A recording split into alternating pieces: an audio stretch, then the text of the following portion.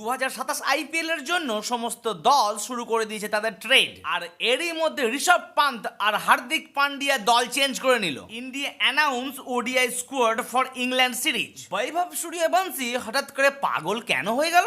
নমস্কার, আমি প্রীতিশ, আপনাদের স্বাগত জানাই ক্রিকেট স্ট্র্যাটেজিতে। ইংল্যান্ড সফরের জন্য একদিনের দল ঘোষণা করলো ভারত, আর এই স্কোয়াডে রয়েছেন কিং কোহলি। তিনি যদি ফিট থাকেন তবেই চান্স পাবেন, এবং তিনি যদি আনফিট হন তাহলে সেই দুর্ভাগ্য হতভাগা যে সেঞ্চুরি করেও দলে নেই সেই জয়সওয়ালি খেলবে। কিন্তু হ্যাঁ, এই স্কোয়াড দেখলে বড় দুঃখ হয় মোহাম্মদ সিরাজ আর জাদেজার জন্য। সিলেক্ট হতে না হতেই নীতিশ কুমার রেড্ডি হয়ে গেছেন ইনজিওর্ড, তাই তার পরিবর্তে দলে আসছে সূর্যাংশ। আমার যেন কোনো পরিবর্তন না হয়ে যায়, তাই ঝট করে দিন আমার এই ভিডিওতে লাইক আর চ্যানেলটিকে করে দিন সাবস্ক্রাইব।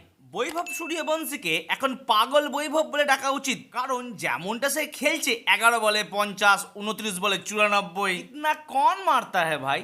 এত ছোট বয়সে ইন্ডিয়া টিমের জার্সি পেয়ে গেল সে, আর হ্যাঁ, সে অবশ্যই এটি ডিজার্ভ করে। অফিসিয়ালি অ্যানাউন্স হয়ে গেল ঋষভ পান্ত চলে গেল দিল্লিতে, আর কুলদীপ খেলবে লখনৌর হয়ে। সঞ্জীব গোয়েঙ্কার দলে কোনো ভারতীয় প্লেয়ার যে ক্যাপ্টেন থাকতে পারবে না সেটি আর কারই বা অজানা। তবে ঋষভ পান্ত একই করলো, একদম 12 কোটি টাকা সে পকেট থেকে বার করে ফেলে দিল। হ্যাঁ বন্ধুরা, 15 কোটি টাকার বিনিময়ে সে দিল্লিতে এলো, আর লখনৌতে খেলছিল 27 কোটি টাকার বিনিময়ে। তবে একবার জেনে নিন, biggest pay cut taken by players in the IPL history. তবে এখন প্রশ্ন, দিল্লির নাকি লখনৌর, কার লাভ হলো বলুন তো? ওভারঅল দেখতে গেলে ঋষভ পান্তের 2 বছরের ফর্ম মোটেই ভালো নয়, তাই আমার ব্যক্তিগত মত কুলদীপ লখনৌতে যাওয়ার ফলে লখনৌ টিমটি বেশি স্ট্রং হয়েছে। তবে হ্যাঁ, পুরনো ছন্দে যদি ঋষভ পান্ত ফিরে আসে তাহলে তো দিল্লির বল্লে বল্লে। আচ্ছা, হার্দিক পান্ডিয়া তো মুম্বাই ছাড়ছে এটা তো নিশ্চিত, কিন্তু যাচ্ছে কোন দলে? সোশ্যাল মিডিয়ায় বড্ডই ট্রেন্ডিং